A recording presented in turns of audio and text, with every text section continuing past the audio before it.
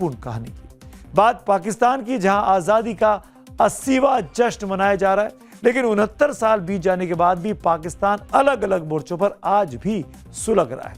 PoJK में असंतोष है, बलूचिस्तान में विद्रोह है, खैबर पख्तूनख्वा में आतंक है, इमरान खान से डर लग रहा है और अर्थव्यवस्था का उथल पुथल हाल है।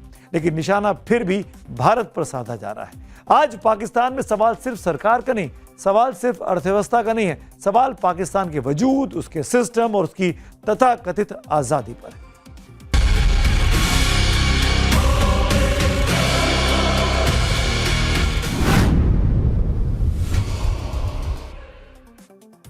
पाकिस्तान अधिकृत कश्मीर यानी पीओजेके, जिसे पाकिस्तान दुनिया के सामने लोकतंत्र और आजादी का मॉडल बताता है, वहां अब इस्लामाबाद के खिलाफ गुस्सा सड़कों पर बीते कई दिनों से दिख रहा है। ज्वाइंट अवामी एक्शन कमेटी के आंदोलन ने पाकिस्तान की मुश्किलें बढ़ा दी है। बाजार बंद है, इंटरनेट पर पाबंदियां लगी हैं, सड़कों पर प्रदर्शनकारियों का कब्जा है। अब पीओजेके की जनता ने ऐलान कर दिया है कि बिजली, पानी और गैस के बिल जमा नहीं करेंगे। व्यापारियों से भी अपील की गई है कि इनकम टैक्स देना वो बंद कर दें। पाकिस्तान अपनी आजादी का दिवस आज मना रहा है, लेकिन पाकिस्तान का अपना एक हिस्सा वो पाकिस्तान से आजाद होना चाह रहा है। पीओजेके में हालात गाजा से भी इन दिनों बदतर है। पाकिस्तान की सेना प्रदर्शनकारियों पर गोलियां चला रही है, मृतकों के शवों को छिपाने के आरोप लग रहे हैं, रात भर छापे मारे जा रहे हैं। प्रदर्शनकारियों को जबरन गायब करने के आरोप पुलिस पर और सेना पर लगे हैं। महिलाओं के प्रदर्शन पर लाठीचार्ज और फायरिंग करने की नौबत आई हुई है। पीओजेके में आजादी की मांग तो कई सालों से उठ रही है, लेकिन इस बार हिंसा तब भड़की जब पीओजेके में 5 जून को चुनावों का ऐलान किया गया था। 27 जुलाई से 10 अगस्त तक 3 फेज में ये वोटिंग होनी थी, लेकिन हिंसा के चलते तीसरे फेज की वोटिंग को स्थगित करना पड़ गया। पूरा विवाद पीओजेके की 12 विधानसभा सीटों को लेकर है, जिसे उन शरणार्थियों के लिए रिजर्व किया गया है जो बंटवारे के बाद भारत से पीओके और फिर पाकिस्तान के दूसरे प्रांतों में गए थे। जैक का आरोप है कि पाकिस्तान इन्हीं 12 सीटों के जरिए राजनीतिक धांधली करता है। ऐसे में इन सीटों को खत्म किया जाए। जब प्रदर्शन तेज हुए तो पाकिस्तान सरकार ने जेएसी यानी जैक को देश विरोधी संस्था करार दे दिया।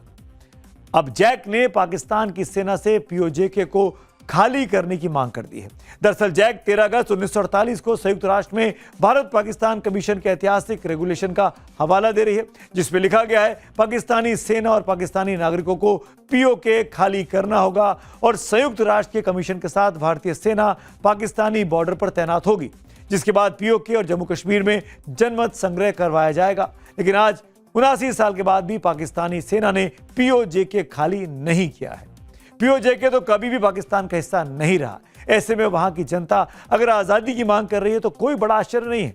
लेकिन पाकिस्तान के लिए सबसे बड़ी चुनौती बलूचिस्तान और खैबर पख्तूनख्वा प्रांत से आई। बलूचिस्तान में बीएलए और टीटीपी ने 85% हिस्से पर कंट्रोल का दावा कर दिया है, तो खैबर पख्तूनख्वा में कबायली बगावत की जोर पकड़ रही है। पाकिस्तान में कुल 4 प्रांत हैं, आपको पता होगा, जिसमें से बलूचिस्तान अकेले पूरे पाकिस्तान का 44% हिस्सा कवर करता है। यहां 1948 से, यानी जब पाकिस्तान आजाद हुआ उसके तुरंत बाद, हिंदुस्तान से उसने आजादी ली, उसके तुरंत बाद से लगातार विद्रोह शुरू हो गया था। लेकिन सबसे बड़ी परेशानी 2000 में बनी बलूच लिबरेशन आर्मी ने खड़ी की। बीएलए का दावा है कि 2025 में 500 से ज्यादा हमले उसने किए। रिपोर्ट के मुताबिक जुलाई 2026 तक 750 हिंसक घटनाएं हो चुकी हैं। बीएलए का दावा है कि अभी तक 150 से ज्यादा गैस फील्ड पर कब्जा है और 1200 कोल माइंस और सोने की तांबे की खदानों पर कंट्रोल है। बीएलए ने अपना राष्ट्रध्वज और करेंसी भी बना ली है। 5 लाख लड़ाकों की सेना होने का दावा है, जिसमें आर्मी, नेवी और एयरफोर्स तक शामिल है। इस पूरे संकट के बीच जेल में बंद इमरान खान का मुद्दा अलग से शहबाज शरीफ और आसिम मुनीर के लिए सरदर्द बना हुआ है। न इमरान खान को छोड़ते इनको बन रहा है, न ही उनको घेर पा रहे हैं।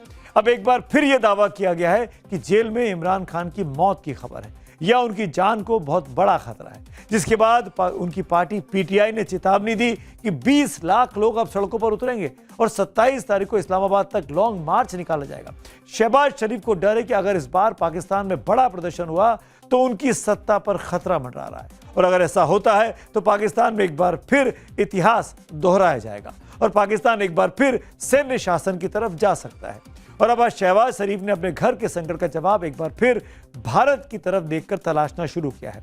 पाकिस्तान की जनता को लॉलीपॉप थमाने के लिए शहबाज शरीफ एक बार फिर भारत को धमकियां देने में लग गए हैं ताकि वहां की सेना को खुश कर सके। देश टूट रहा है, सरकार मुश्किल में और जनता में रोटी कपड़े के लिए मारामारी बची है। पिछले 79 सालों में यह दिया है पाकिस्तान पर हुकूमत करने वालों ने अपनी जनता को। अब तो पाकिस्तान की जनता ही नहीं, देश की आर्थिक हालत भी किसी से छिपे नहीं है। मार्च 2026 तक पाकिस्तान का कुल कर्ज करीब 83 लाख करोड़ पाकिस्तानी रुपए तक पहुंच गया था। एक रिपोर्ट के मुताबिक पिछले 4 साल में पाकिस्तान की फेडरल सरकार का कर्ज 75% बढ़ चुका है। तो आप देख सकते हैं कि पाकिस्तान की हालत कहां है। पाकिस्तान आज अपना 80वां स्वतंत्रता दिवस मनाता है, लेकिन भारत में आज विभाजन के उस दर्द को याद किया जा रहा है जिसने करोड़ों लोगों की जिंदगी तब बदल दी थी। इसी दर्द को याद करने के लिए 14 अगस्त को विभाजन विभीषिका स्मृति दिवस पिछले कुछ एक सालों से अपने देश में मनाया जाता है। प्रधानमंत्री मोदी ने आज भी विभाजन के पीड़ितों को श्रद्धांजलि देते हुए उनके संघर्ष और नए सिरे से जिंदगी शुरू करने के साहस को याद किया है। अब कार्यक्रम के आखिर में बात पब्लिक व्यूज की करता हूं। खड़गे साहब की जो कंट्रोवर्सी है दलित वाली, उस पर सुजीत सिंह का पोस्ट है। दलित समाज के सम्मान, अधिकार और अवसर की बात होनी ही चाहिए। दलित सम्मान किसी पार्टी का चुनावी हथियार नहीं, समाज की स्थायी जिम्मेदारी होनी चाहिए।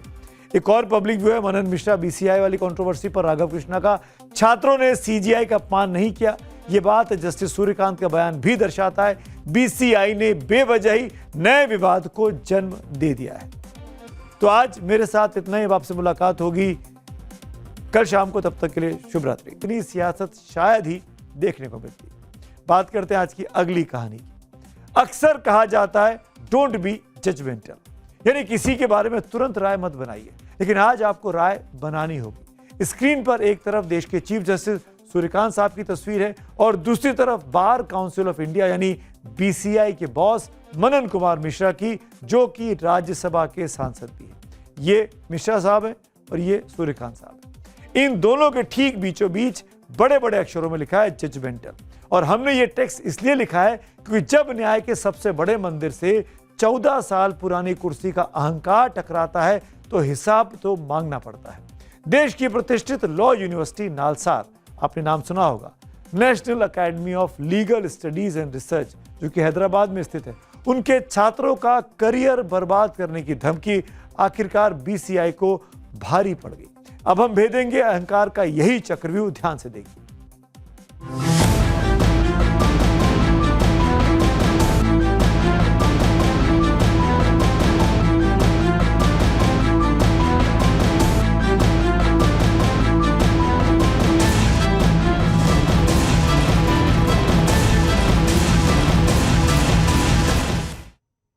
क्या देश के लॉ संस्थानों में पढ़ने वाले छात्रों को अपनी बात कहने का हक नहीं है?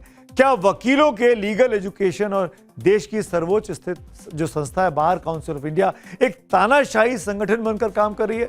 यह सवाल इसलिए क्योंकि आज न्याय के गलियारों से एक ऐसी खबर आई है जिसने देश के पूरे लीगल सिस्टम को झकझोर कर दिया है। मामला है हैदराबाद की मशहूर नालसर यूनिवर्सिटी का। ये नालसर के छात्रों का ये कहना है कि घमंड है बार काउंसिल ऑफ इंडिया यानी बीसीआई के चेयरमैन मनन कुमार मिश्रा का, लेकिन इस घमंड को आज सुप्रीम कोर्ट ने चूर चूर करके रख दिया। सुप्रीम कोर्ट ने आज बीसीआई को ऐसी ऐसी फटकार लगाई जिसकी गूंज सालों तक सुनाई देगी। Chief justice of India justice Suryakant ने भरी अदालत में कहा, भले ही छात्रों का फैसला गलत हो, भले ही उन्हें किसी ने गलत सलाह दी हो, लेकिन फिर भी उन्हें अपनी बात रखने और विरोध करने का पूरा पूरा अधिकार है। बीसीआई ने एक ऐसा फरमान जारी किया था जिसने कानून की पढ़ाई करने वाले सैकड़ों छात्रों के भविष्य पर तलवार लटका दी थी। क्या था बीसीआई का वो तुगलकी फरमान, बताएंगे आगे। पहले देखिए आज इस मामले में सुप्रीम कोर्ट में क्या हुआ। एक यूनिवर्सिटी में क्या चल रहा है, इससे बीसीआई का कोई लेना देना नहीं है। इसे वापस ले लिया गया है। कार्रवाई का आधार अभी भी बना हुआ है। क्या इस तरह का प्रस्ताव पारित करने के लिए बीसीआई की बैठक बुलाई गई थी? हम ये जानना चाहते हैं। अगर युवावस्था में कोई गलत बयान दे भी देता है तो इसका मतलब ये नहीं है कि उसके पास विरोध करने का अधिकार नहीं है। कृपया सभी छात्रों से कहें कि वे अपना एनरोलमेंट कराएं। सुप्रीम कोर्ट बार से जुड़े हम उन्हें कानूनी सहायता के मामलों के लिए अपने पैनल में शामिल करेंगे। छात्रों ने मुझे एक पत्र लिखा है। ये छात्रों और मेरे बीच का संवाद है। ये बिल्कुल अनावश्यक था, पूरी तरह से अनुचित था। अपने छात्र जीवन के दिनों में मैं भी छात्र गतिविधियों में सक्रिय रूप से शामिल रहा हूँ। अगर मान भी लें कि वे गलत हैं तो भी उन्हें विरोध करने का अधिकार है। बीसीआई का इससे कोई लेना देना नहीं बनता। नोटिस जारी किया जाए। इस बीच किसी भी नेशनल लॉ यूनिवर्सिटी के छात्र या फैकल्टी के खिलाफ कोई दंडात्मक कार्रवाई नहीं की जाएगी। बीसीआई ने नोटिस स्वीकार कर लिया है, सर्कुलर वापस ले लिया गया है। जो भी हो, 2 सप्ताह के भीतर काउंटर एफिडेविट दाखिल किया जाए। संबंधित पत्रों में बताई गई घटनाओं के संबंध में नालसार के छात्रों के खिलाफ कोई दंडात्मक कार्रवाई नहीं की जाएगी। बार काउंसिल ऑफ इंडिया को सुप्रीम कोर्ट से लगी इस फटकार की वजह है 13 अगस्त को बीसीआई की ओर से आया एक आदेश। इस आदेश में बीसीआई ने बार काउंसिल ऑफ इंडिया ने देश की तमाम स्टेट बार काउंसिल को निर्देश दिया था कि नालसार के 2026 बैच के किसी भी ग्रेजुएट को अगले आदेश तक वकील के तौर पर एनरोल ना करें। बात यही नहीं रुकी, यूनिवर्सिटी के वाइस चांसलर से 3 दिन के भीतर रिपोर्ट मांगी गई। वीसी से उन लोगों की पहचान करने को कहा गया जो नालसार में चीफ जस्टिस सूर्यकांत को दीक्षांत समारोह का चीफ गेस्ट बनाए जाने का विरोध कर रहे थे।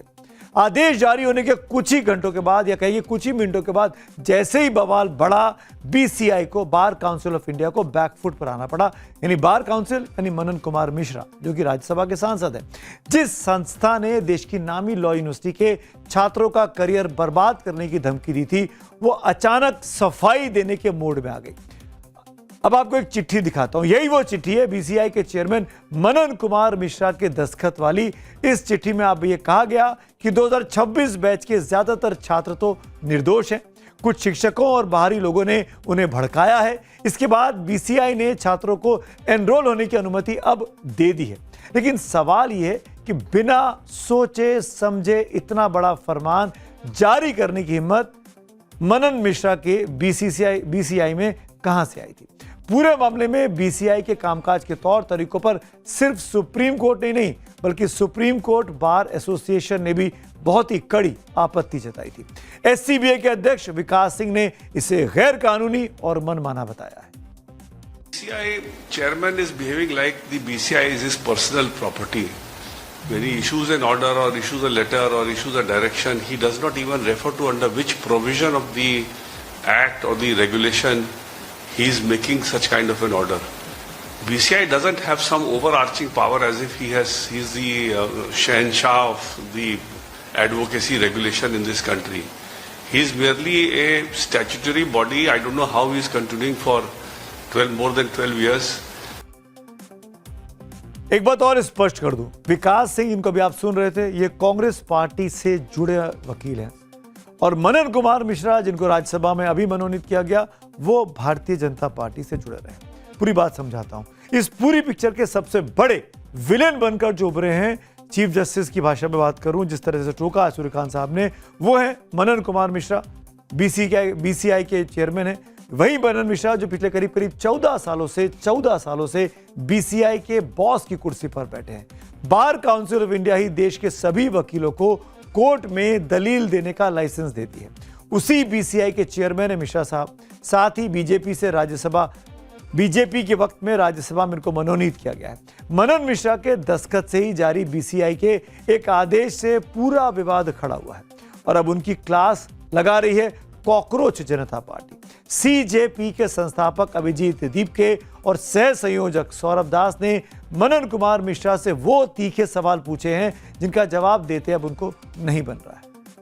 आप 2012 से बार काउंसिल ऑफ इंडिया के चेयरमैन रहे, इतने साल हो गए, आपने क्या किया है काम, उसका भी आप ब्यौरा दीजिए। क्योंकि अगर आपको पता ही नहीं कि ये जो राइट टू प्रोटेस्ट है वो फंडामेंटल राइट है, अगर नालसार के बच्चों को लगा कि वो रिसीव नहीं करना चाहते डिग्री चीफ जस्टिस सूर्यकांत से, तो आप कौन होते हैं ऐसा इलीगल ऑर्डर निकालने के लिए? तो आपने इतने सालों से 2012 से लेके अभी तक आपने क्या काम किया, उसका आप ब्यौरा दीजिए। आपका अकाउंटेबिलिटी भी बहुत इंपॉर्टेंट है। कहीं कोई कम्युनिकेशन गैप है तो सौरभ दास जी हो दीपके जी हों, सब इन लोगों से बात करके कोई अगर कुछ एक्सप्लेन करना है तो वो एक्सप्लेन किया जा सकता है। मुझे लगता है कि कहीं ना कहीं कोई कम्युनिकेशन गैप है, इसलिए इस ढंग का ट्वीट आ रहा है। कम्युनिकेशन गैप है। एक बात और स्पष्ट कर दूं, मैंने पिछले अपने वक्तव्य में कहा कि राज्यसभा के मनोनीत सांसद, ऐसा नहीं है, भारतीय जनता पार्टी के ही सांसद है। बीजेपी ने उनको राज्यसभा से भेजा है। तो मनन कुमार मिश्रा बीजेपी से जुड़े और विकास सिंह कांग्रेस से जुड़े थे। बिहार के गोपालगंज से आने वाले मनन मिश्रा 2012 से कुछ महीनों को छोड़कर लगातार बीसीआई के करता धरता है। 1982 में वकालत की शुरुआत की, 2010 में कांग्रेस के टिकट पर विधानसभा का चुनाव लड़े, हार गए, फिर बीजेपी में आए और 2024 में बीजेपी ने बिहार से उनको राज्यसभा में भेज दिया।